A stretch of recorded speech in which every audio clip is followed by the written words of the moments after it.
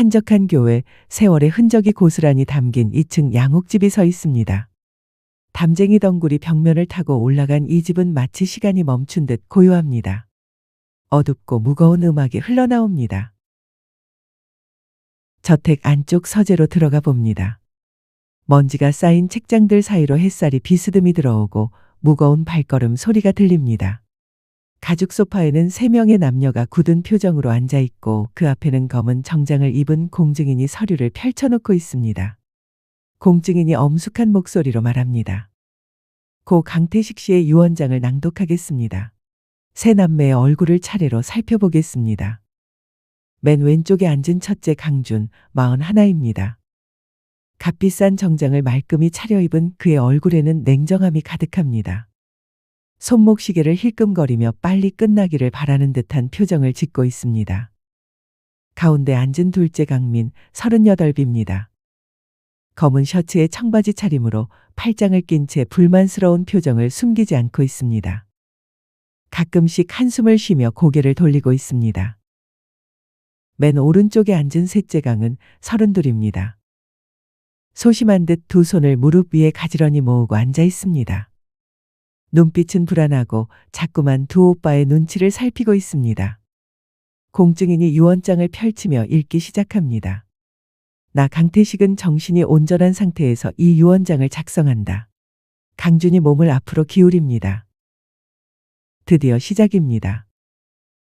공증인이 계속 읽어나갑니다. 먼저 내 세 자녀 준 민, 은에게 세 남매의 숨소리가 거칠어집니다. 재산을 분할하여 상속하지 않는다. 순간 정적이 흐릅니다. 강준의 눈이 휘둥그레지며 소리칩니다. 뭐라고요? 강민이 벌떡 일어서며 큰 소리로 외칩니다. 이게 무슨 소리야? 강은만 조용히 앉아있지만 그녀의 손이 미세하게 떨리고 있습니다. 공증인이 침착하게 계속 읽어나갑니다. 대신 너희들에게 진정한 보물을 찾을 수 있는 기회를 준다. 첫 번째 수수께끼. 가장 밝았던 날의 그림자 속에 진실이 있다. 강준이 격분하며 일어서서 말합니다. 이런 말도 안 되는. 공증인님, 이 유언장이 정말 법적 효력이 있는 겁니까? 공증인이 단호하게 답합니다. 네, 이것이 고인의 마지막 뜻입니다. 모든 법적 절차를 거쳐 작성된 정식 유언장입니다. 강민이 비웃으며 말합니다. 역시 아버지다워. 죽어서도 우리를 가지고 놀겠다는 거지. 탁자 위에 오래된 가족사진 한 장을 보겠습니다. 공증인이 사진 한 장을 꺼내 놓습니다. 색이 바랜 그 사진 속에는 젊은 시절의 부모와 어린 세 남매가 환하게 웃고 있습니다. 여러분, 상상해 보세요. 평생을 기다려온 유산상 속에서 갑작스럽게 던져진 수수께끼라니. 과연 이 세 남매는 아버지가 남긴 진짜 메시지를 찾을 수 있을까요? 음악이 신비롭게 변하고 있습니다. 강은이 조심스럽게 사진을 집어듭니다. 사진을 뒤집어 보니 희미하게 무언가가 적혀 있습니다. 강은이 작은 목소리로 말합니다. 오빠들, 여기 뭔가 써 있어요. 화면이 서서히 어두워지며 제목이 나타납니다. 아버지의 마지막 유언. 한 아버지의 마지막 선물은 과연 무엇일까요? 이 흥미진진한 이야기가 궁금하시다면 구독과 좋아요 부탁드립니다. 이틀 전으로 돌아가 보겠습니다. 장례식장 앞마당에 검은 상복을 입은 사람들이 모여 있습니다.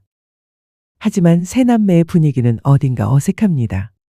조문객들이 인사를 건네지만 그들의 대답은 기계적이고 차갑습니다. 강준이 시계를 보며 짜증스럽게 말합니다. 언제까지 이런 식으로 시간을 낭비해야 하는 거야? 강민이 담배를 꺼내며 비꼬듯 답합니다. 형답네.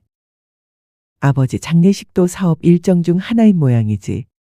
강은이 조용히 두 오빠 사이를 중재하려 합니다. 오빠들, 제발 오늘만은. 하지만 강준은 들은 척도 하지 않습니다. 그의 머릿속은 온통 유산 계산으로 가득합니다. 부동산, 주식, 예금.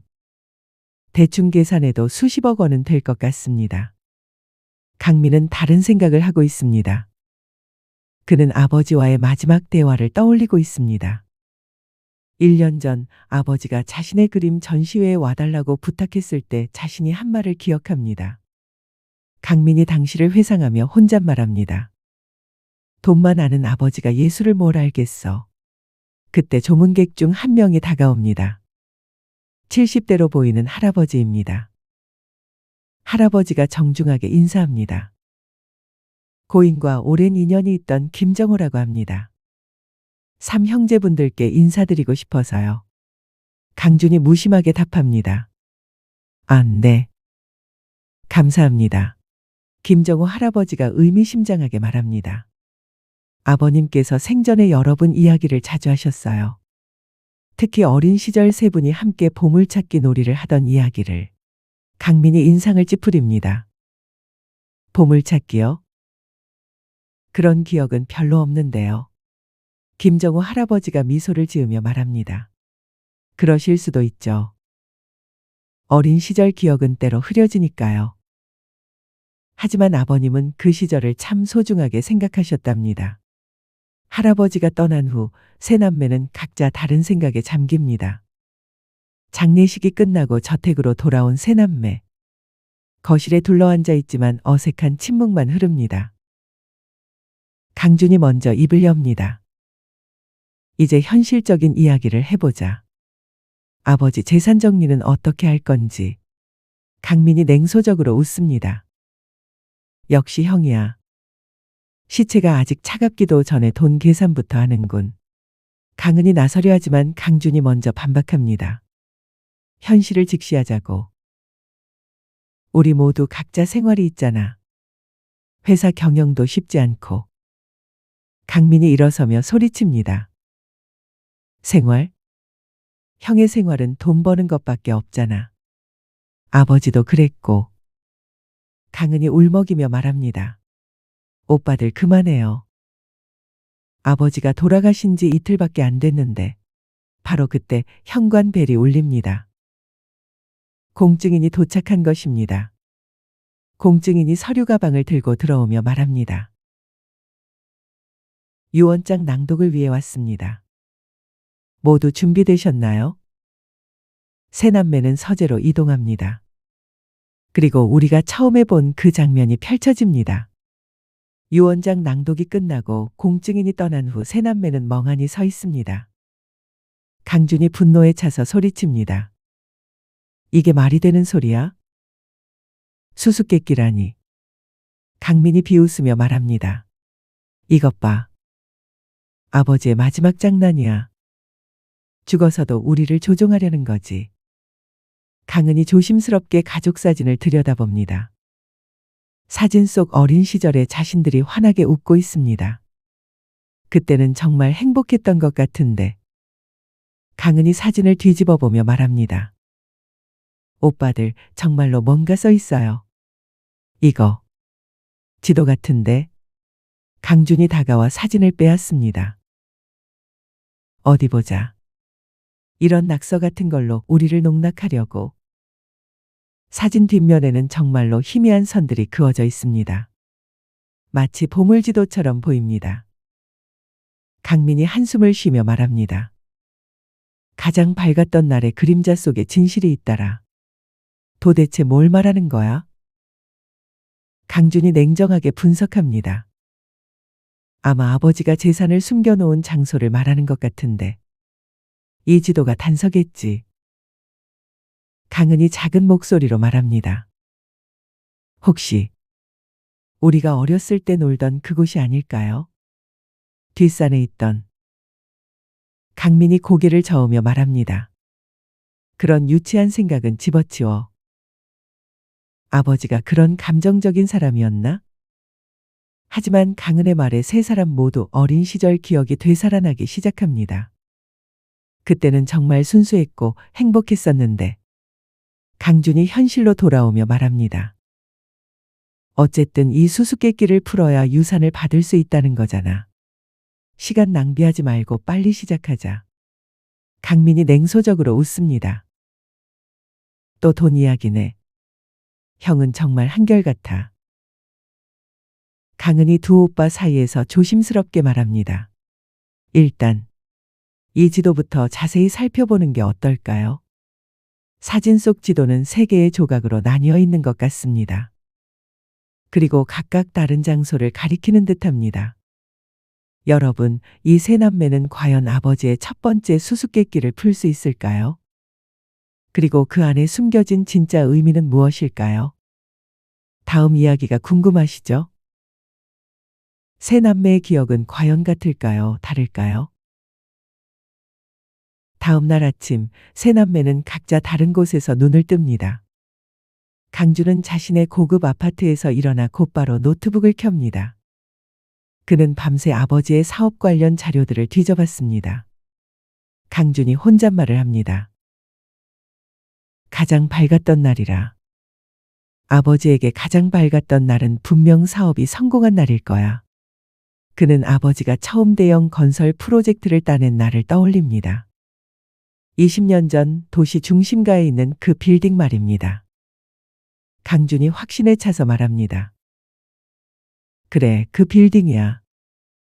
아버지가 평생 자랑스러워했던. 한편 강민은 자신의 작은 작업실에서 캔버스 앞에 앉아 있습니다. 하지만 붓을 들 수가 없습니다. 머릿속은 온통 어제 일로 가득합니다. 강민이 아버지와의 기억을 떠올립니다. 어린 시절 아버지와 함께 강가에 나들이를 갔던 날이 있었습니다. 그때 아버지가 말했습니다. 아버지의 목소리가 기억 속에서 들려옵니다. 미나, 이 강물처럼 자유롭게 살아라. 내 꿈을 포기하지 마라. 강민이 쓴웃음을 지으며 말합니다. 자유롭게 살라고 했으면서 왜 내 꿈은 인정하지 않았던 거야? 그는 가족 소풍을 갔던 그 강가가 아버지 말씀의 답일 거라고 생각합니다. 강민이 결심하며 말합니다. 그래, 그곳이야. 아버지가 유일하게 진심을 보여줬던 곳. 셋째 강은은 자신의 원룸에서 가족 사진을 계속 들여다보고 있습니다. 그녀는 다른 기억을 떠올리고 있습니다. 강은이 조용히 중얼거립니다. 가장 밝았던 날. 엄마가 살아계실 때. 그녀가 떠올리는 것은 어머니와 함께 동네 작은 공원에서 놀던 날들입니다. 어머니가 병으로 돌아가시기 전 그곳에서 함께 보낸 마지막 행복한 시간들 말입니다. 강은이 눈물을 글썽이며 말합니다. 엄마도 아버지도. 왜 모두 나를 두고 가는 걸까? 정오가 되어 세 남매는 저택에서 다시 만납니다. 하지만 각자의 해석은 완전히 다릅니다. 강준이 자신만만하게 말합니다. 다 조사해봤어. 답은 명확해. 시티빌딩이야. 아버지 사업의 전성기를 상징하는 곳이지. 강민이 고개를 저으며 반박합니다. 말도 안 돼. 아버지에게 가장 밝았던 날은 우리와 함께한 날이었을 거야. 한강 상류 쪽 그 작은 강가 말이야. 강은이 작은 목소리로 끼어듭니다. 아니에요. 엄마와 함께한 그 공원이요. 엄마 돌아가시기 전까지 아버지가 가장 행복해 하셨던 곳이었어요. 세 사람의 기억은 완전히 다릅니다. 같은 아버지, 같은 가족이었는데 어떻게 이렇게 다른 기억을 가지고 있을까요? 강준이 짜증스럽게 말합니다. 이런 감정적인 해석으로는 답이 안 나와. 논리적으로 생각해 보자고. 강민이 격하게 반응합니다. 논리? 형은 늘 그렇게 차갑게만 생각하니까 아버지 마음을 모르는 거야. 강은이 울먹이며 말합니다. 오빠들. 우리가 이렇게 싸우는 게 아버지가 원하신 게 아닐 텐데. 하지만 아무도 강은의 말을 듣지 않습니다. 강준이 단호하게 선언합니다. 좋아, 각자 자신이 생각하는 곳에 가보자. 시간 낭비하지 말고. 강민이 동의합니다. 그래, 그럼 누가 맞는지 확인해보자. 강은이 걱정스럽게 말합니다. 혼자 가는 건 위험하지 않을까요? 강준이 냉정하게 답합니다. 각자 알아서 해.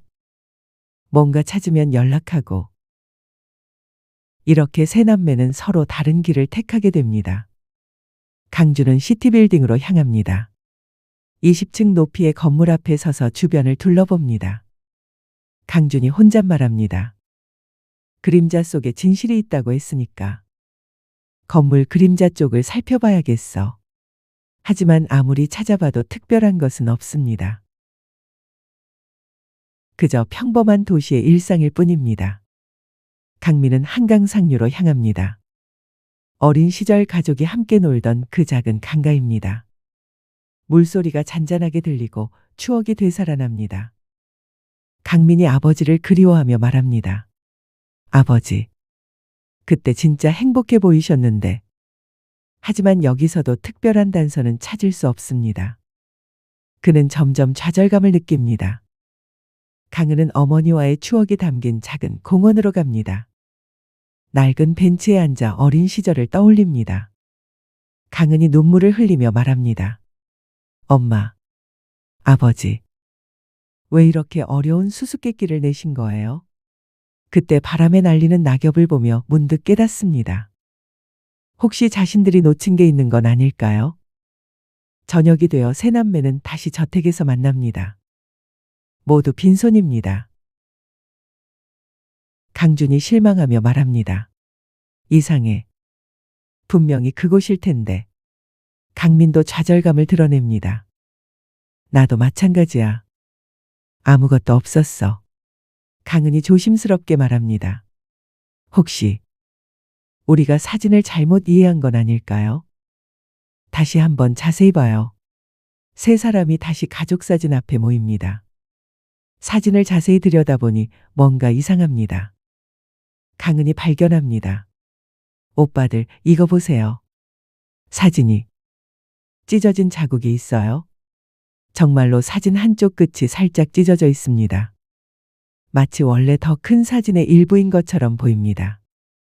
강민이 깨달으며 말합니다. 그럼 이건 전체 사진의 일부분이라는 뜻이야? 강준이 분석적으로 말합니다.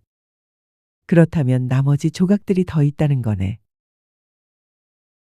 우리가 각각 가져야 할. 바로 그때 강은이 자신의 지갑에서 작은 사진 조각을 꺼냅니다. 이거 엄마 유품 정리할 때 찾은 건데. 강민도 자신의 지갑을 뒤적입니다. 나도 있어. 예전에 아버지가 주신 건데 왜 주셨는지 몰랐어. 강준이 놀라며 자신의 서류 가방을 뒤집니다. 잠깐. 나도 비슷한 게 있었는데. 세 개의 조각을 맞춰보니 완전한 하나의 사진이 됩니다. 그리고 그 사진 속 배경은 뜻밖의 장소입니다. 세 남매가 동시에 외칩니다. 저기는 뒷산 오두막. 어린 시절 세 남매가 비밀기지로 사용했던 그곳입니다. 모두가 잊고 있었던 그 추억의 장소였습니다. 강민이 감탄하며 말합니다. 우와, 아버지가 이렇게까지 계획하셨다니. 강준도 놀라움을 감추지 못합니다. 각자에게 조각을 나누어 준 것도 우리가 함께해야만 답을 찾을 수 있도록. 강은이 감동하며 말합니다. 아버지께서 우리가 화해하기를 바라셨던 거예요. 하지만 이제 새로운 문제가 생겼습니다.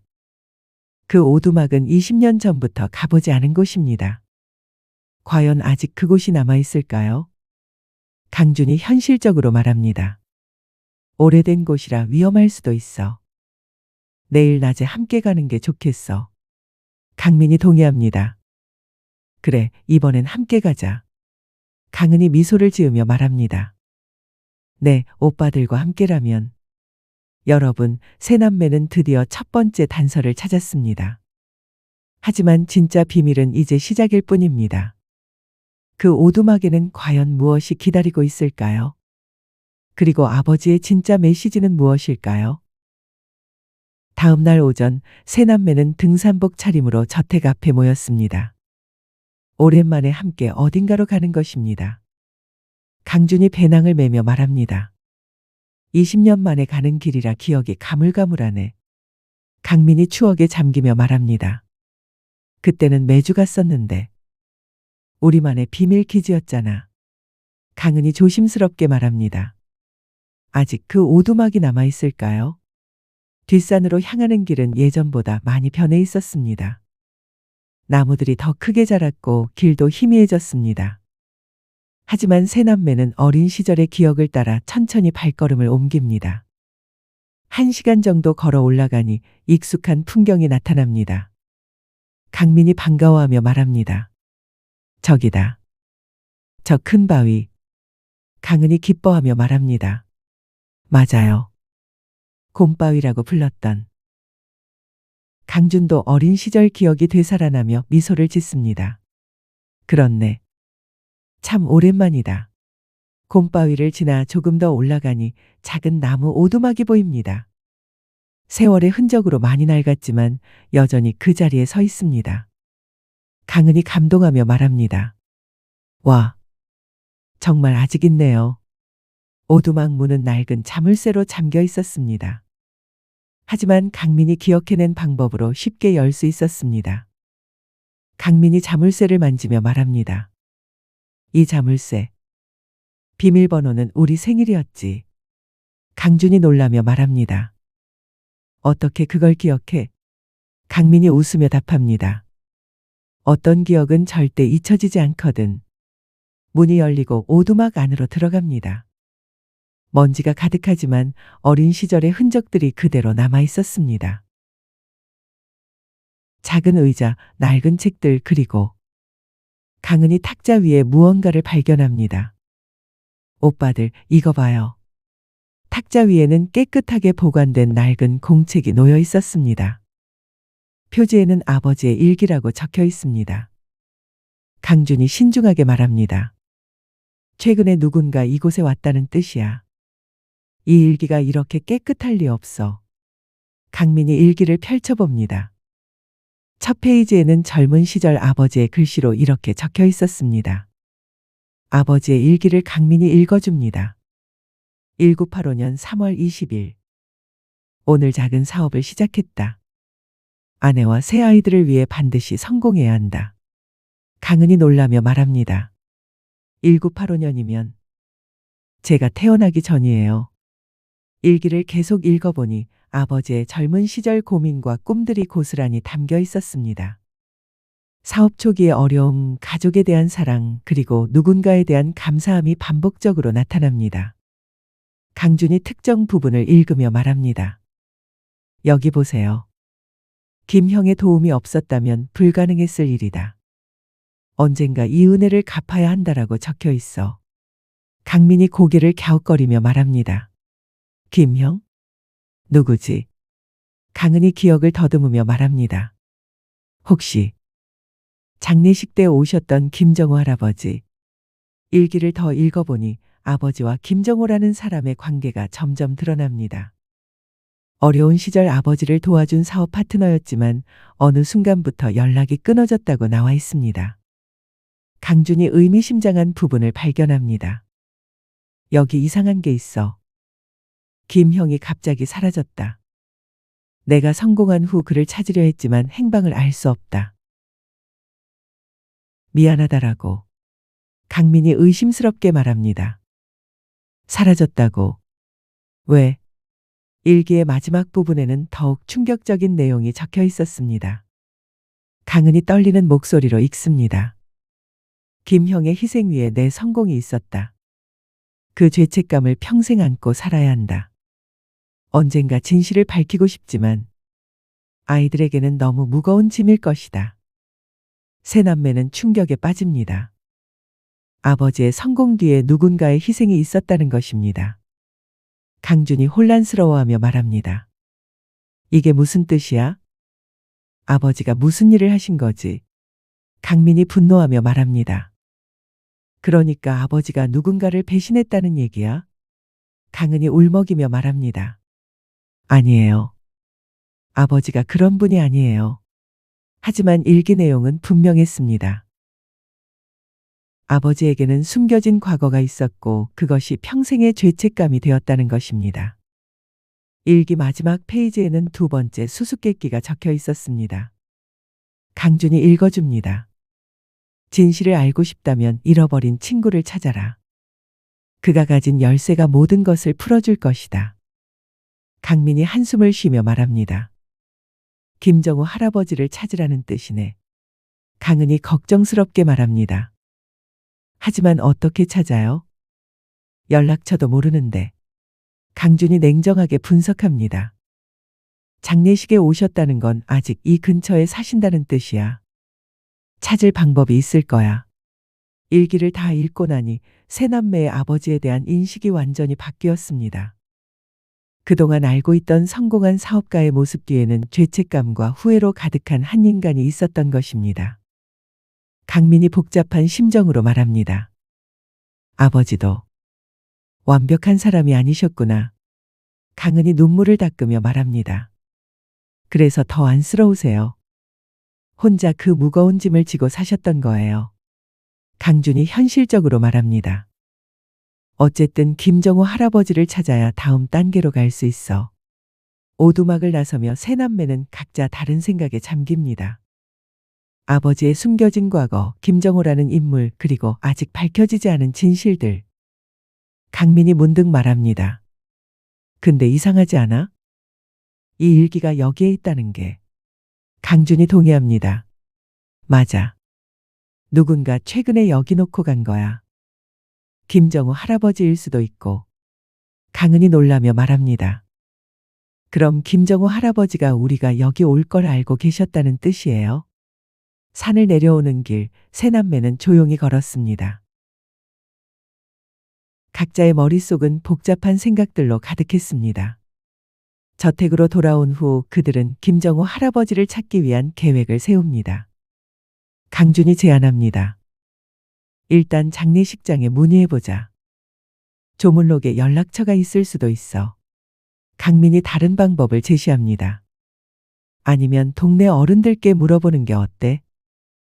오래 사신 분들이라면 아실 수도 있어. 강은이 조심스럽게 말합니다.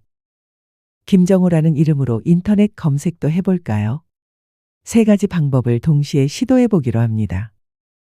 하지만 쉽지 않을 것 같습니다. 여러분, 세 남매는 아버지의 숨겨진 과거를 알게 되었습니다.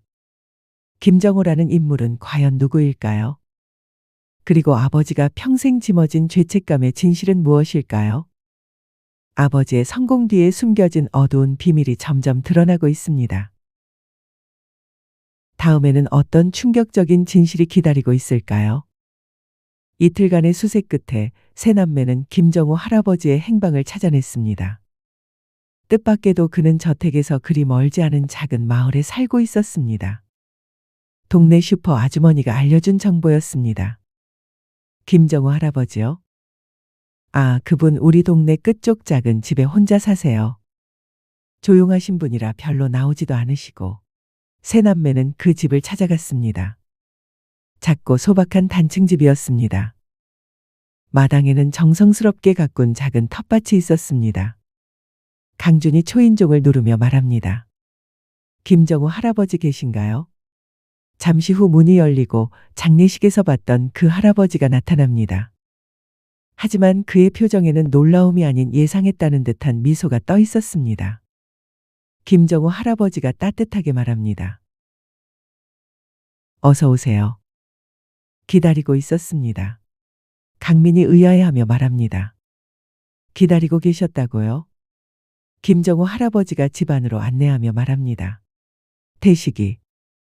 아니, 아버님께서 미리 말씀하셨거든요. 언젠가 세 형제가 찾아올 거라고. 할아버지의 집안은 소박하지만 깔끔했습니다.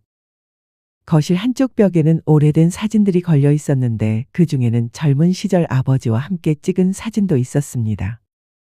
강은이 사진을 보며 말합니다. 와, 아버지가 정말 젊으시네요. 김정호 할아버지가 차를 끓이며 말합니다. 그때가 1985년경이었죠.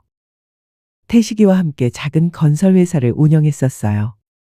강준이 궁금해하며 말합니다. 할아버지와 아버지가 동업을 하셨던 건가요? 김정호 할아버지가 잠시 침묵하다가 천천히 말을 시작합니다. 동업이라고 하기엔 복잡한 이야기예요. 할아버지는 과거 이야기를 들려주기 시작합니다. 30년 전 김정호는 작은 건설회사를 운영하고 있었습니다. 그때 막 사업을 시작한 젊은 강태식을 만나게 되었습니다. 김정호 할아버지가 회상하며 말합니다. 태식이는 정말 열정적이었어요. 가족을 위해서라면 뭐든 할 각오가 되어 있었죠. 처음에는 작은 하청업체였지만 두 사람의 협력으로 점점 큰 프로젝트를 맡게 되었습니다. 그런데 어느 날 큰 기회가 찾아왔습니다. 김정우 할아버지가 계속 설명합니다. 시정부에서 대형 개발 프로젝트를 공모했어요. 성공하면 평생 걱정 없을 정도의 큰 사업이었죠. 하지만 그 프로젝트에는 문제가 있었습니다. 경쟁업체들이 워낙 크고 자금력도 부족했습니다. 강민이 궁금해하며 말합니다. 그래서 어떻게 하셨어요? 김정우 할아버지의 표정이 어두워집니다. 그때 태식이가 제안을 했어요. 제 명의로 입찰에 참가하되 실제 사업은 태식이가 맡겠다고. 강준이 이해하지 못하며 말합니다. 그게 왜 문제가 되나요? 김정우 할아버지가 한숨을 쉬며 설명합니다. 문제는 그 후였어요. 프로젝트가 성공하고 나서 태식이가 모든 권리를 자신의 것으로 만들어버린 거죠. 강은이 놀라며 말합니다. 그럼 아버지가 할아버지를 속이신 건가요? 김정우 할아버지가 고개를 저으며 말합니다. 속였다기보다는 급한 나머지 실수를 한 거죠. 법적으로는 제가 포기한 것으로 처리되었어요. 강민이 분노하며 말합니다. 그건 명백한 배신 아닌가요? 하지만 김정우 할아버지의 다음 말은 예상과 달랐습니다. 아니에요. 태식이는 그런 사람이 아니었어요.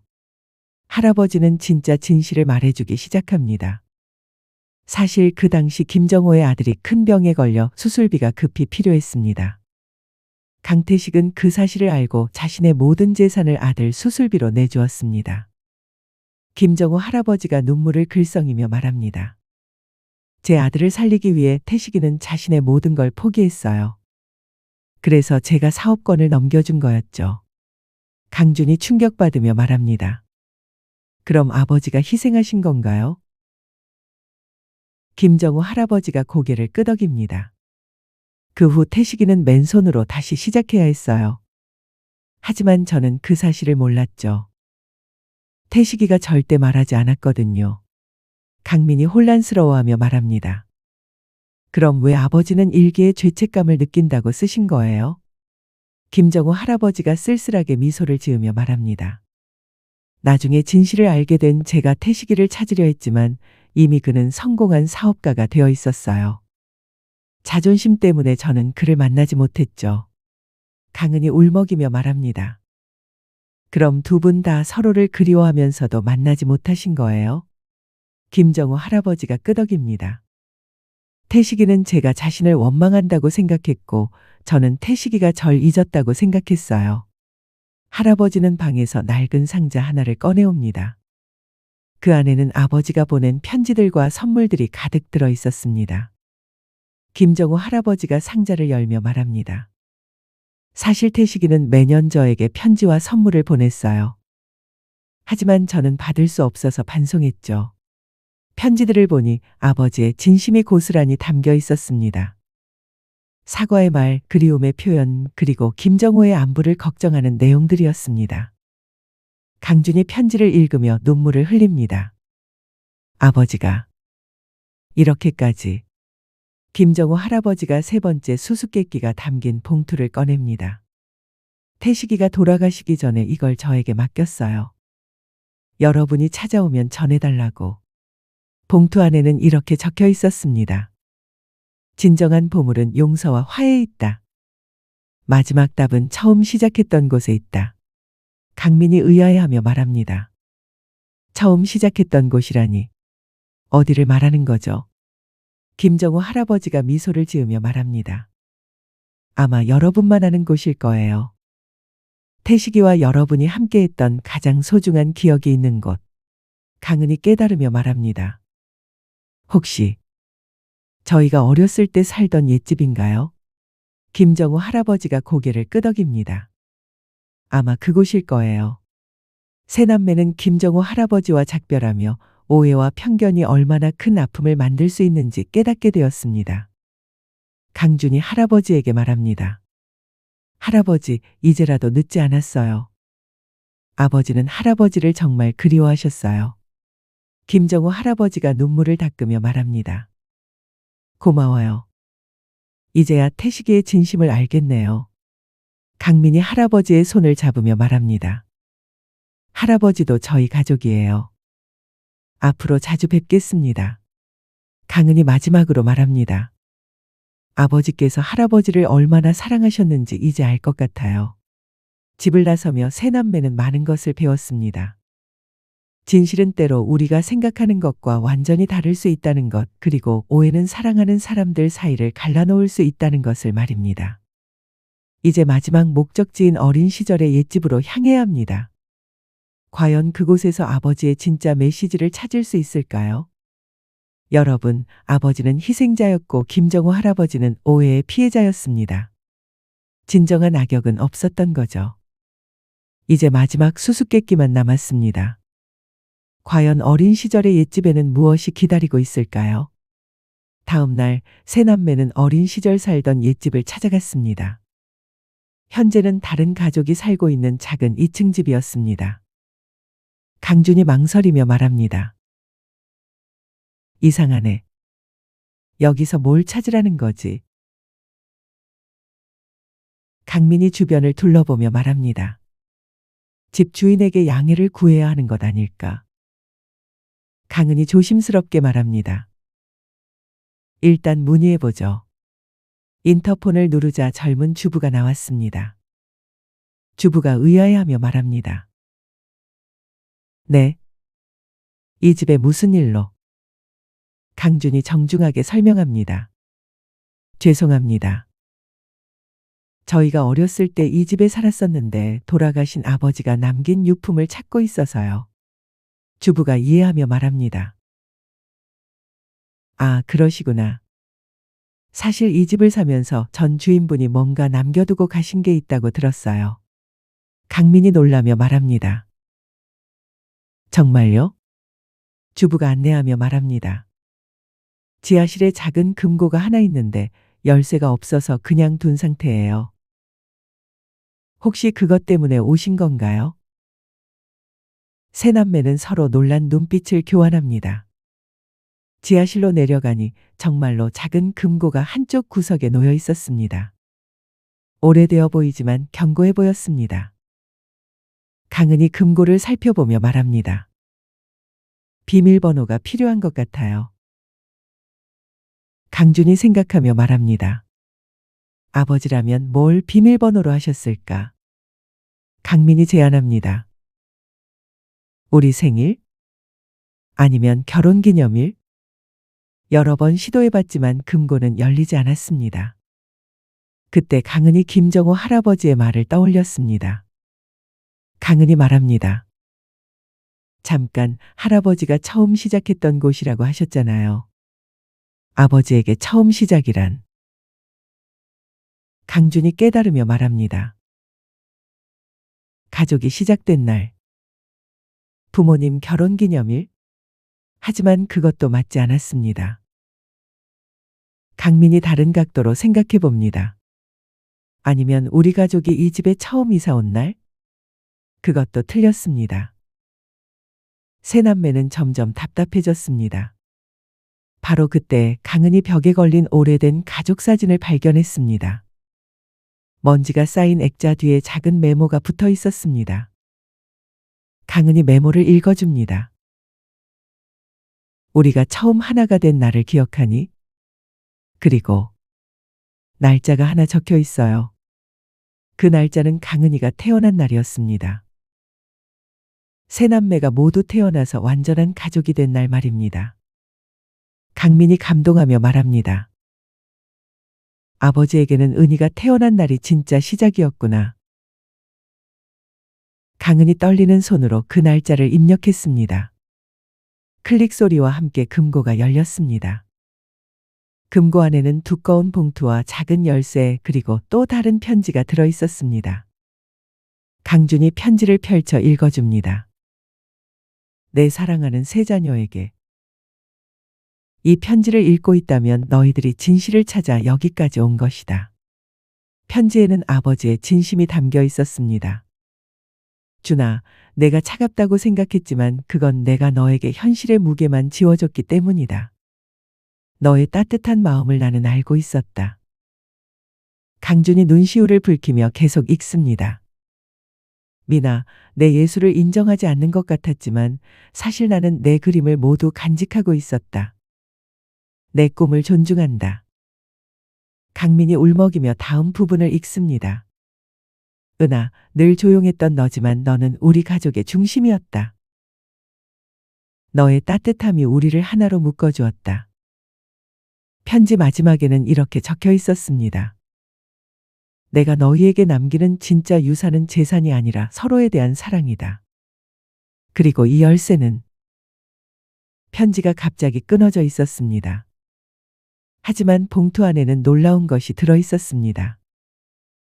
두꺼운 서류 뭉치를 펼쳐보니 아버지의 전 재산을 사회에 기부한다는 내용과 함께 세 남매 각자에게 적은 금액이지만 의미 있는 유산이 남겨져 있었습니다. 강준이 놀라며 말합니다. 이건 우리 각자의 꿈을 지원하는 자금이야. 강민에게는 개인 전시회를 열 수 있는 자금이, 강은에게는 원하던 교육 프로그램을 시작할 수 있는 돈이, 강준에게는 사회적 기업을 설립할 수 있는 목돈이 남겨져 있었습니다. 강민이 감동하며 말합니다. 아버지가 우리 꿈을 이렇게 자세히 알고 계셨다니.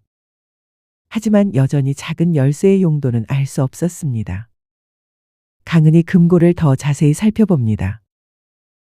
혹시 이 금고에 비밀 공간이 더 있는 건 아닐까요? 정말로 금고 바닥에 작은 자물쇠가 있었습니다. 열쇠를 넣어보니 딱 맞았습니다. 비밀 공간에는 아버지가 평생 모은 가족 사진들과 세 남매가 어렸을 때 그린 그림들, 그리고 편지들이 고스란히 보관되어 있었습니다. 강준이 자신의 어린 시절 그림을 보며 말합니다. 이것까지 보관하고 계셨다니. 강민이 아버지가 자신의 그림에 쓴 메모를 발견합니다. 민희의 그림은 세상에서 가장 아름답다라고. 강은이 어머니와 함께 아버지에게 쓴 편지를 발견합니다. 아버지가 이 편지를 평생 간직하셨구나. 그 순간 지하실 입구에서 목소리가 들렸습니다. 집주인 부부가 내려오며 말합니다. 혹시 찾으시는 걸 다 찾으셨나요? 강준이 정중하게 답합니다. 네, 감사합니다. 소중한 추억을 되찾았어요. 집주인 남편이 미소를 지으며 말합니다. 참, 이 집을 사실 때 전 주인분께서 한 말씀이 있으셨어요. 강민이 궁금해하며 말합니다. 무슨 말씀이요? 집주인 아내가 대답합니다. 언젠가 새 자녀가 찾아올 텐데 그때는 흔쾌히 도와달라고 하시더라고요. 지금 생각해보니 여러분을 말씀하신 것 같네요. 강은이 놀라며 말합니다. 아버지께서 이것까지 미리 준비해 두셨다니. 집을 나서며 세 남매는 완전히 달라진 마음으로 서로를 바라봤습니다. 강준이 두 동생에게 말합니다. 미안해. 그동안 돈에만 집착해서. 강민이 형에게 말합니다. 나도 미안해. 형을 오해했어. 강은이 두 오빠에게 말합니다.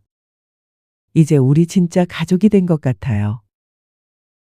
하지만 세 남매에게는 아직 해결해야 할 문제가 하나 더 남아 있었습니다. 바로 그들 사이의 깊은 상처와 오해들이었습니다. 강준이 현실적으로 말합니다. 솔직히 말하면 아직도 서운한 게 있어. 서로에게. 강민이 동의합니다. 맞아.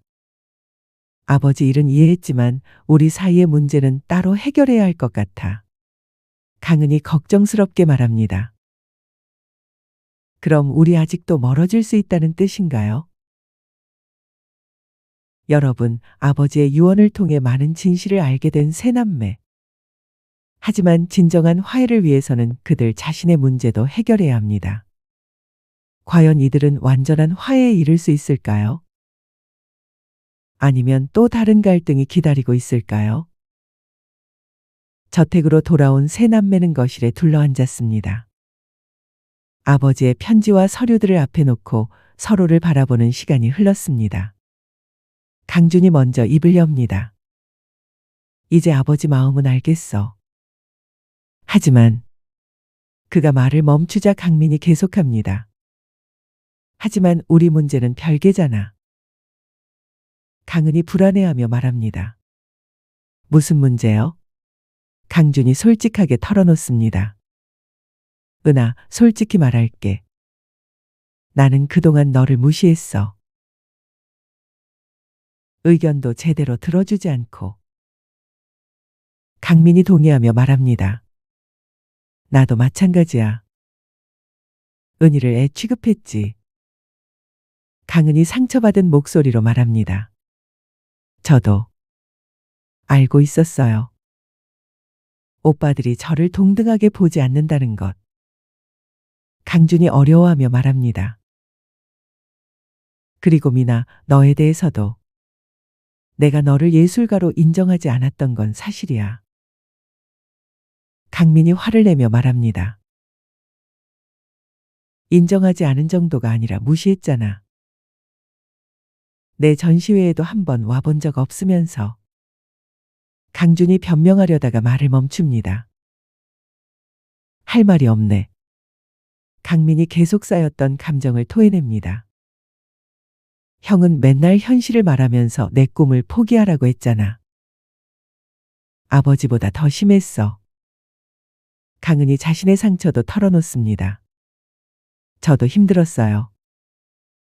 마지도 아니고 끼도 없고 그냥 투명인간 같았어요. 이때 강민이 강은에게도 화를 냅니다. 은아, 너도 문제야. 맨날 눈치만 보고 자기 의견은 말 안 하고. 강은이 눈물을 글썽이며 말합니다. 그럼 어떻게 해요? 오빠들이 무서웠는데. 강준이 갑자기 폭발합니다. 이런 식으로 하면 끝이 없어. 다들 서로 탓만 하고. 강민이 맞받아칩니다. 그럼 형이 먼저 사과해. 그동안 우리를 얼마나 무시했는데. 강은이 울면서 말합니다. 그만해요. 이러면 아버지가 원하신 게 아니잖아요. 하지만 두 오빠는 듣지 않고 계속 싸웁니다. 강준이 냉정하게 말합니다. 알겠어. 그럼 각자 아버지가 주신 유산 받고 따로 살자. 강민이 비꼬며 말합니다. 좋아. 어차피 억지로 화해할 필요 없어. 강은이 절망하며 말합니다. 오빠들. 제발. 하지만 두 사람은 이미 마음을 굳혔습니다. 강준은 서류들을 정리하기 시작했고 강민은 일어서서 나가려 했습니다. 바로 그때 현관벨이 울렸습니다. 김정우 할아버지가 찾아온 것입니다. 김정우 할아버지가 들어오며 세 남매의 분위기를 감지합니다. 무슨 일인가요? 얼굴들이 왜 이래요? 강준이 차갑게 말합니다. 아무것도 아닙니다. 할아버지는 왜 오셨어요? 김정우 할아버지가 가방에서 두꺼운 앨범을 꺼냅니다. 태식이가 저에게 맡긴 게 하나 더 있어요. 강민이 관심 없다는 듯 말합니다. 뭔데요? 김정우 할아버지가 앨범을 펼치며 말합니다. 태식이가 평생 모은 여러분의 사진들이에요. 그리고 각 사진마다 적어놓은 메모들. 첫 번째 사진은 갓난아기였던 강준의 모습이었습니다. 아버지의 메모가 적혀 있었습니다. 김정우 할아버지가 읽어줍니다. 준이가 태어났다. 이 작은 손이 언젠가 세상을 바꿀 거다. 나는 이 아이를 믿는다. 강준이 놀라며 사진을 들여다봅니다. 다음 사진은 강민이 처음 크레용으로 그림을 그리는 모습이었습니다. 미니의 첫 그림이다. 비록 낙서 같지만 이 아이에게는 특별한 재능이 있다. 언젠가 많은 사람들이 감동받을 그림을 그릴 것이다. 강민이 눈시울이 붉어집니다. 강은이 첫걸음마를 하는 사진도 있었습니다. 은희가 처음 걸었다. 이 아이는 우리 가족의 평화를 가져다주는 천사다. 준이와 민희도 은희를 보면 웃는다. 강은이 눈물을 흘립니다. 김정우 할아버지가 계속 앨범을 넘기며 보여줍니다. 세 남매가 함께 노는 모습, 싸우는 모습, 화해하는 모습. 모든 순간이 담겨 있었습니다. 특히 한 사진에서 세 남매가 크게 싸우고 있는 모습이 있었는데 아버지의 메모는 이랬습니다. 오늘 아이들이 크게 싸웠다. 하지만 저녁에는 서로 사과하고 함께 잠들었다. 이것이 진짜 가족이다. 싸워도 결국 하나가 되는 것. 강준이 그 사진을 보며 기억을 떠올립니다. 이날. 기억나. 민희가 내 숙제를 찢어서 엄청 싸웠었지. 강민이 웃으며 말합니다. 형이 내 그림을 바보 같다고 했잖아. 강은이 끼어듭니다. 그래서 제가 울면서 중재했었어요. 김정우 할아버지가 마지막 페이지를 펼칩니다. 거기에는 최근 사진 3장이 있었습니다. 강준의 회사 사진, 강민의 전시회 사진, 강은의 졸업식 사진이었습니다. 강민이 놀라며 말합니다. 이거. 내 전시회에 아버지가 오셨다고요? 김정우 할아버지가 고개를 끄덕입니다. 몰래 가서 보셨어요. 그리고 이렇게 적으셨죠. 아버지의 마지막 메모들을 읽어줍니다. 준이가 정말 훌륭한 사업가가 되었다. 하지만 너무 바빠서 가족을 돌볼 시간이 없는 것 같아 걱정이다. 민희의 그림이 정말 아름답다. 많은 사람들이 감동받는 모습을 보니 내 마음이 벅차다. 내가 그의 재능을 일찍 알아봤더라면. 은희가 아이들을 가르치는 모습이 천사 같다. 이 아이가 우리 가족의 중심이라는 걸 형들도 알았으면 좋겠다. 마지막에는 세 남매가 함께 찍힌 어린 시절 사진이 있었고 가장 최근에 쓴 것 같은 메모가 있었습니다. 내 세 아이들이 다시 하나가 되었으면 좋겠다. 그들은 서로를 사랑하지만 표현하는 방법을 모를 뿐이다. 내가 그 방법을 가르쳐 주지 못해 미안하다. 세 남매는 모두 눈물을 흘리고 있었습니다. 김정구 할아버지가 조용히 말합니다. 태식이는 여러분이 서로 사랑한다는 걸 알고 있었어요.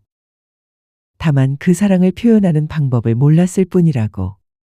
강준이 눈물을 닦으며 말합니다. 아버지. 이렇게까지 지켜보고 계셨다니. 강민이 후회하며 말합니다. 내가 너무 이기적이었어. 강은이 두 오빠에게 말합니다. 오빠들 이제 정말 화해해요. 아버지께서 이렇게까지 바라셨는데. 하지만 여전히 서로 간의 상처는 쉽게 아물지 않았습니다. 강준이 어려워하며 말합니다. 마음은 그런데. 어떻게 시작해야 할지 모르겠어. 강민도 망설입니다. 그동안 쌓인 게 너무 많아서. 김정우 할아버지가 지혜롭게 말합니다. 용서는 상대방을 위한 게 아니에요. 자기 자신을 위한 거죠. 그리고 화해는 하루아침에 이루어지지 않아요. 강은이 작은 목소리로 말합니다. 그럼 천천히 시작해 볼까요? 오늘부터. 여러분, 세 남매는 아버지의 진심을 알게 되었지만 여전히 서로 간의 깊은 상처로 고민하고 있습니다.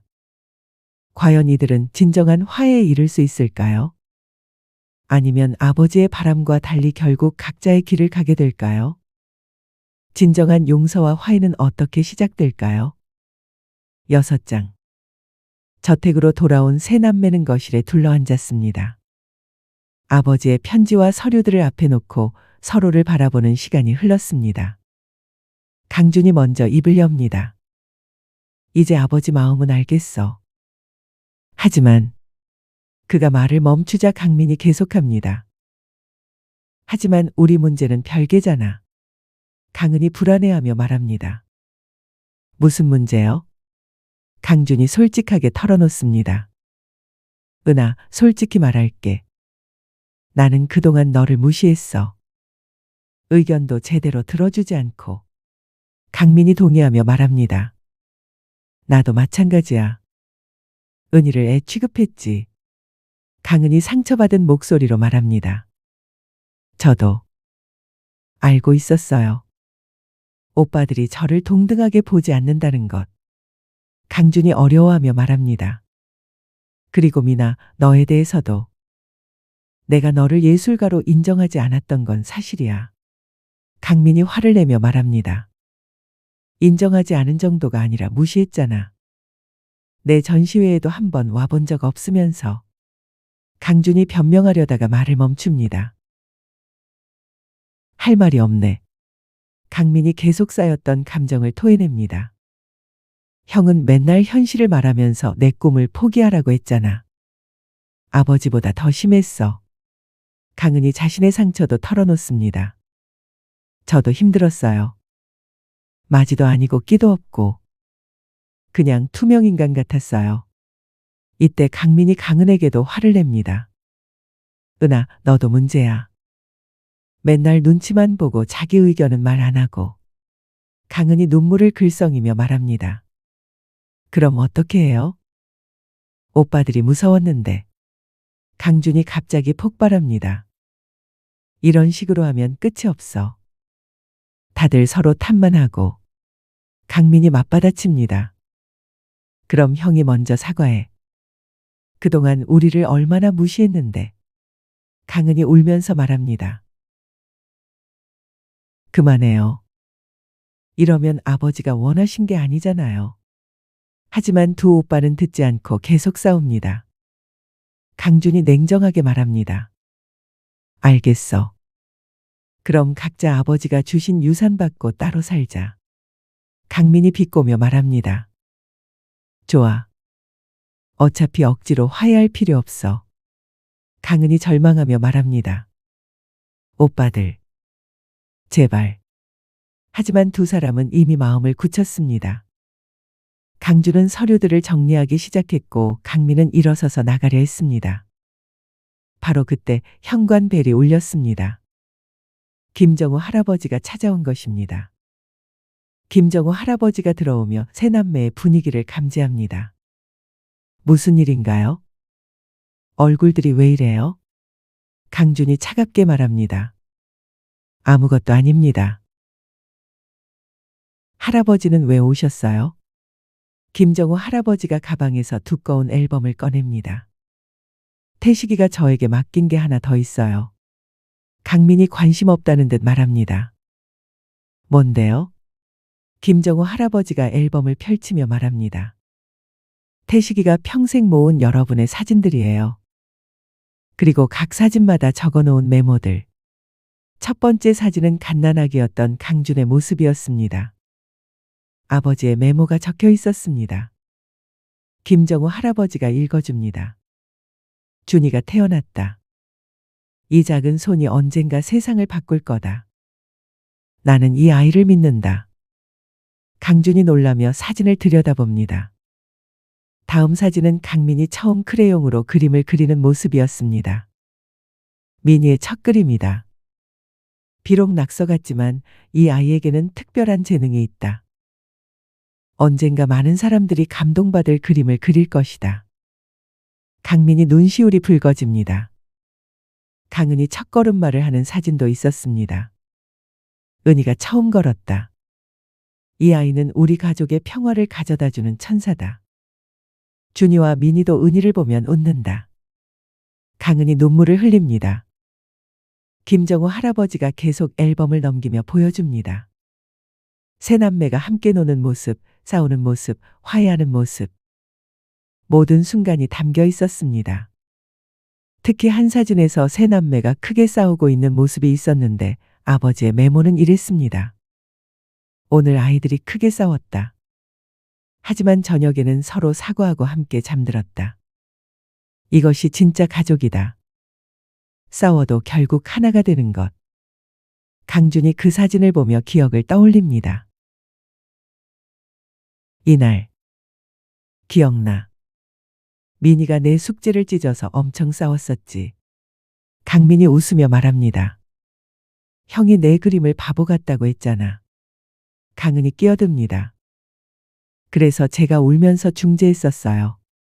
김정우 할아버지가 마지막 페이지를 펼칩니다. 거기에는 최근 사진 3장이 있었습니다. 강준의 회사 사진, 강민의 전시회 사진, 강은의 졸업식 사진이었습니다. 강민이 놀라며 말합니다. 이거, 내 전시회에 아버지가 오셨다고요? 김정우 할아버지가 고개를 끄덕입니다. 몰래 가서 보셨어요. 그리고 이렇게 적으셨죠. 아버지의 마지막 메모들을 읽어줍니다. 준이가 정말 훌륭한 사업가가 되었다. 하지만 너무 바빠서 가족을 돌볼 시간이 없는 것 같아 걱정이다. 민희의 그림이 정말 아름답다. 많은 사람들이 감동받는 모습을 보니 내 마음이 벅차다. 내가 그의 재능을 일찍 알아봤더라면. 은희가 아이들을 가르치는 모습이 천사 같다. 이 아이가 우리 가족의 중심이라는 걸 형들도 알았으면 좋겠다. 마지막에는 세 남매가 함께 찍힌 어린 시절 사진이 있었고 가장 최근에 쓴 것 같은 메모가 있었습니다. 내 세 아이들이 다시 하나가 되었으면 좋겠다. 그들은 서로를 사랑하지만 표현하는 방법을 모를 뿐이다. 내가 그 방법을 가르쳐 주지 못해 미안하다. 세 남매는 모두 눈물을 흘리고 있었습니다. 김정구 할아버지가 조용히 말합니다. 태식이는 여러분이 서로 사랑한다는 걸 알고 있었어요. 다만 그 사랑을 표현하는 방법을 몰랐을 뿐이라고. 강준이 눈물을 닦으며 말합니다. 아버지. 이렇게까지 지켜보고 계셨다니. 강민이 후회하며 말합니다. 내가 너무 이기적이었어. 강은이 두 오빠에게 말합니다. 오빠들, 이제 정말 화해해요. 아버지께서 이렇게까지 바라셨는데.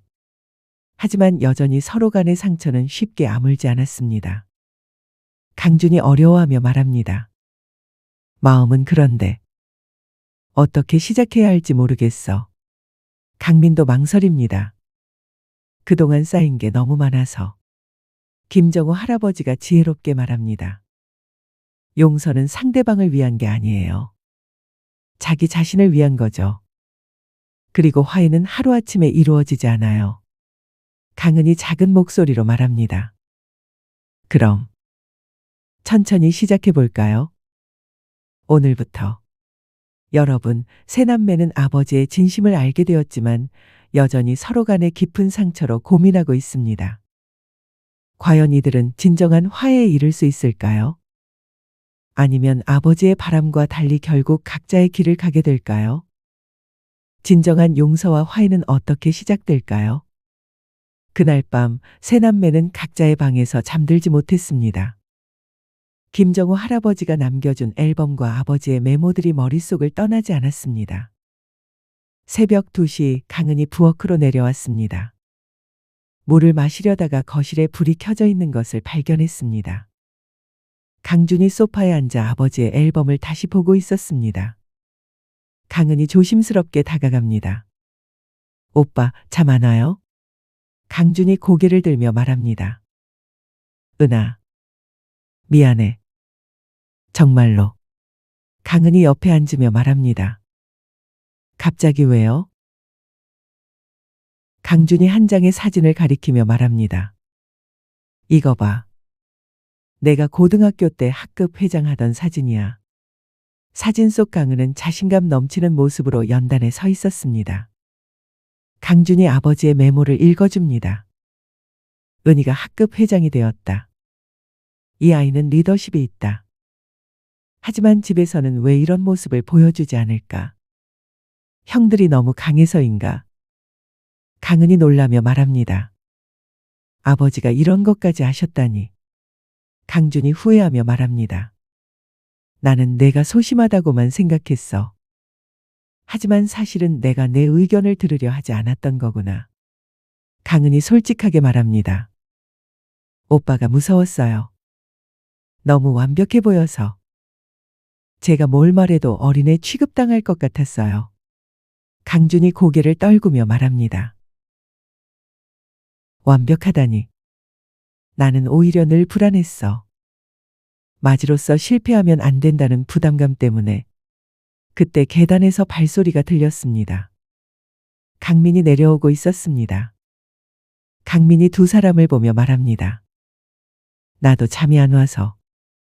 혹시 방해되나? 강은이 손짓하며 말합니다. 와요, 민 오빠. 강민이 소파에 앉으며 말합니다. 나도 앨범 보고 있었어. 정말 충격이었어. 강준이 다른 사진을 펼치며 말합니다. 이거 봐. 내 첫 번째 전시회 사진이야. 사진 속에는 강민이 자신의 그림 앞에서 뿌듯해하는 모습이 담겨 있었습니다. 그리고 멀리서 그를 바라보는 아버지의 모습도 희미하게 보였습니다. 강민이 눈물을 글썽이며 말합니다. 아버지가 정말 오셨구나.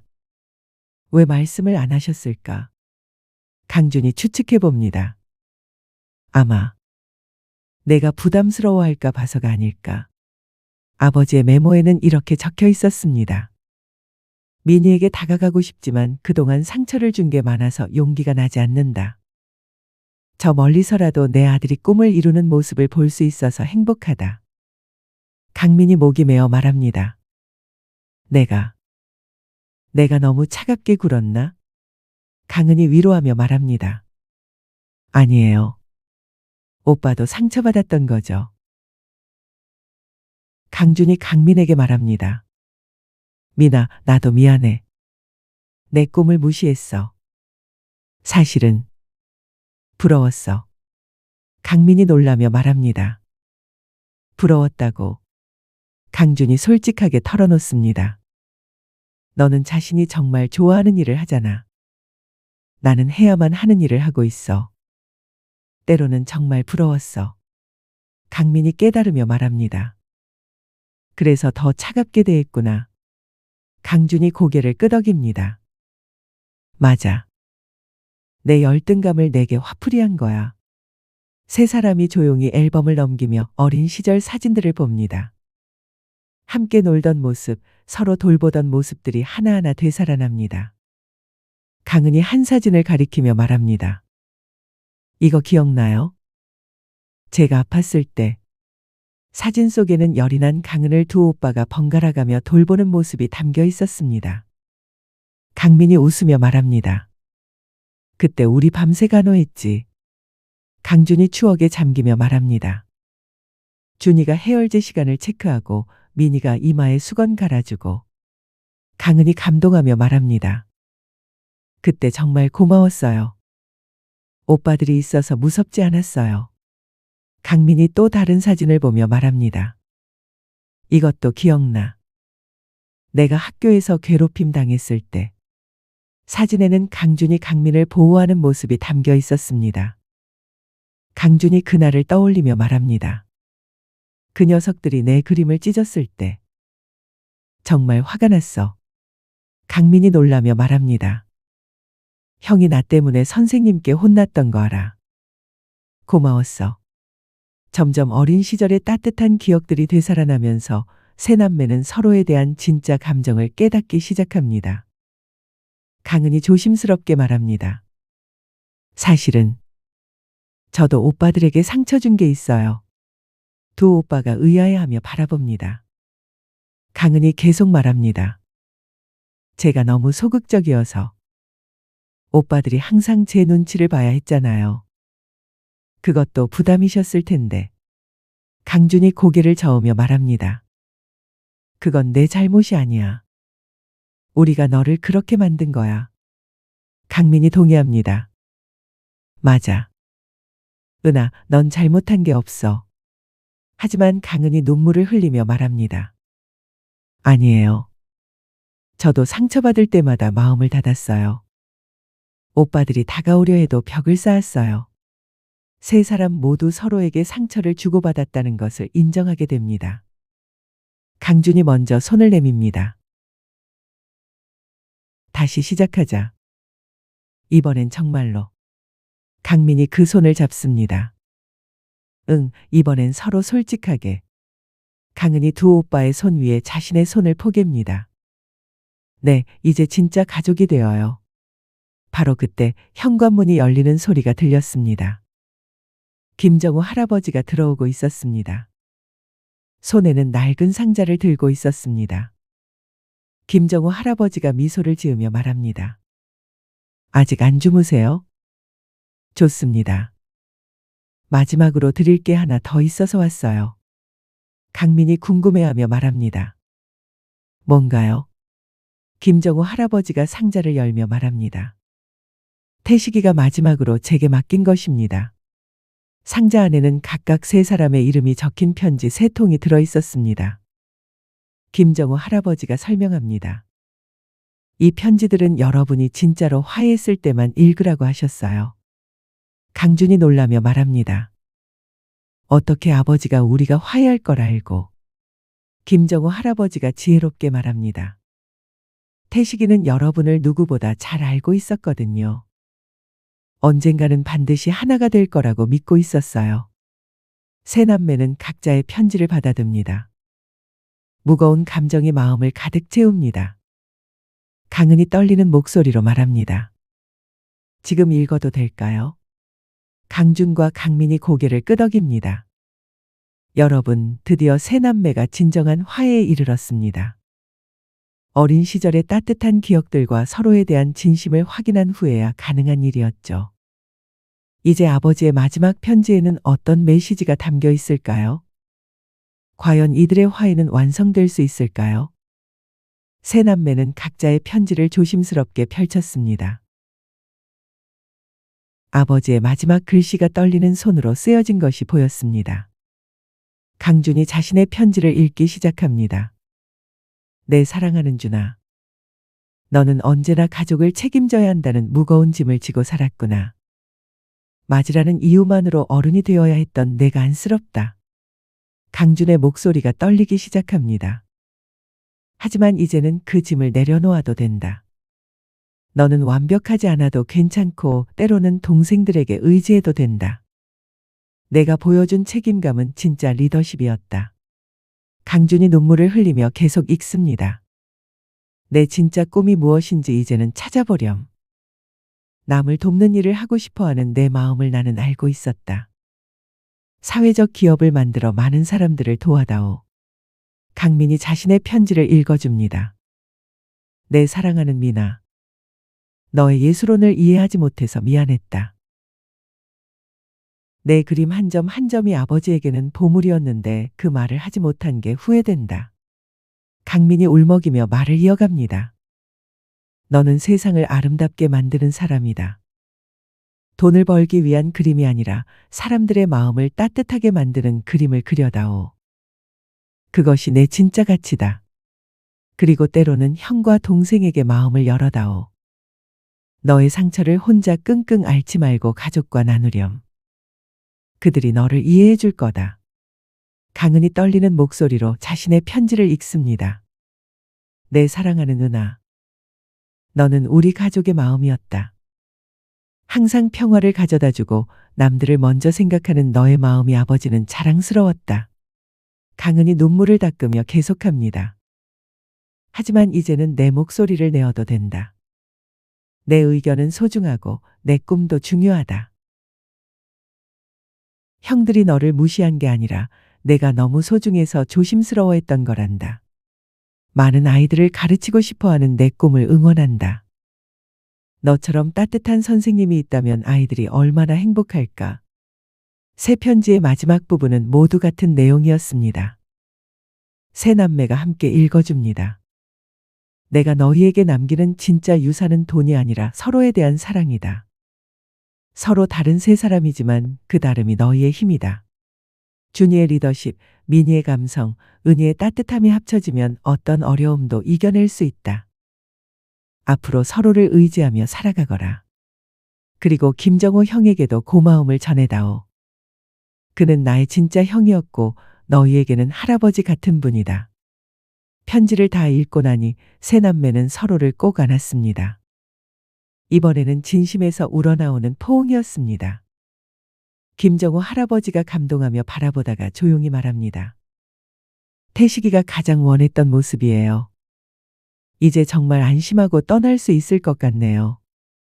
강준이 할아버지에게 말합니다. 할아버지, 저희와 함께 살아요. 아버지의 형이시잖아요. 김정우 할아버지가 눈물을 글썽이며 말합니다. 고마워요. 하지만 저는 제 집에서 지내는 게 좋겠어요. 대신 자주 보러 올게요. 강민이 제안합니다. 그럼 매주 일요일마다 함께 식사해요. 우리 네 명이서. 강은이 기뻐하며 말합니다. 좋아요. 제가 요리 배워서 맛있는 거 해드릴게요. 김정우 할아버지가 웃으며 말합니다. 그럼 저도 태식이 어릴 때 이야기 많이 들려드릴게요. 이때 강준이 중요한 결정을 발표합니다. 그리고 나는 회사를 정리하고 사회적 기업을 만들 거야. 아버지 말씀대로. 강민이 놀라며 말합니다. 정말? 괜찮아? 강준이 미소를 지으며 말합니다. 응. 이제야 내가 정말 하고 싶었던 일이 뭔지 알 것 같아. 강민도 결심을 밝힙니다. 나도. 돈 벌기 위한 그림 말고 정말 그리고 싶은 그림을 그릴 거야. 사람들에게 위로가 되는 그림을. 강은이 자신의 계획을 말합니다. 저는 아이들을 위한 교육센터를 만들고 싶어요. 아버지가 남겨주신 돈으로. 세 남매는 서로의 꿈을 응원하기로 약속합니다. 이제 경쟁자가 아닌 진짜 가족이 된 것입니다. 한 달 후 세 남매는 아버지의 묘소를 찾았습니다. 묘비 앞에는 아름다운 꽃들이 놓여 있었습니다. 강준이 아버지께 말합니다. 아버지, 저희 화해했어요. 이제 정말 가족이 되었어요. 강민이 이어서 말합니다. 아버지가 남겨주신 수수께끼 덕분에 서로를 이해하게 되었어요. 강은이 마지막으로 말합니다. 사랑한다고 표현하는 방법도 배웠어요. 아버지처럼 서로를 지켜봐 줄게요. 바람이 불어와 나뭇잎들이 살랑살랑 흔들립니다. 마치 아버지가 답장을 보내주는 것 같습니다. 김정우 할아버지가 함께 와서 말합니다. 태식아, 내 아이들이 이렇게 훌륭하게 자랐어. 자랑스러워해도 돼. 그날 저녁 네 사람은 저택에서 함께 식사를 했습니다. 이제는 따뜻한 웃음소리가 가득한 집이 되었습니다. 강준이 제안합니다. 앞으로 매달 첫 번째 일요일에는 꼭 함께 모이자. 강민이 동의합니다. 좋아. 그리고 서로 어려운 일 있으면 꼭 상의하자. 강은이 덧붙입니다. 네, 이제는 진짜 서로 의지하는 가족이 되어요. 김정우 할아버지가 감동하며 말합니다. 태식이가 하늘에서 얼마나 기뻐할까요? 1년 후 강준의 사회적 기업은 많은 사람들을 돕고 있었습니다. 강민의 그림은 병원과 요양원에 전시되어 많은 이들에게 위로를 주고 있었습니다.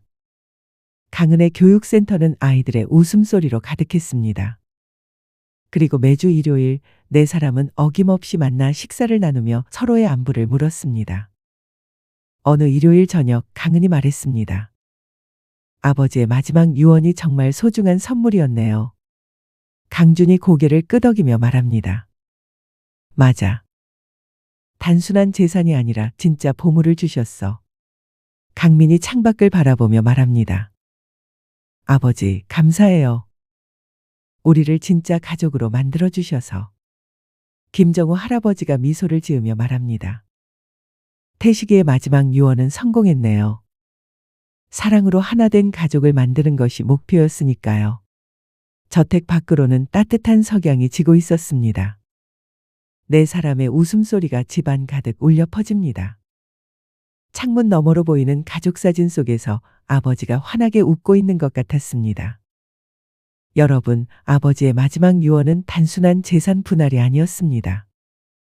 그것은 흩어진 가족을 다시 하나로 묶는 사랑의 메시지였습니다.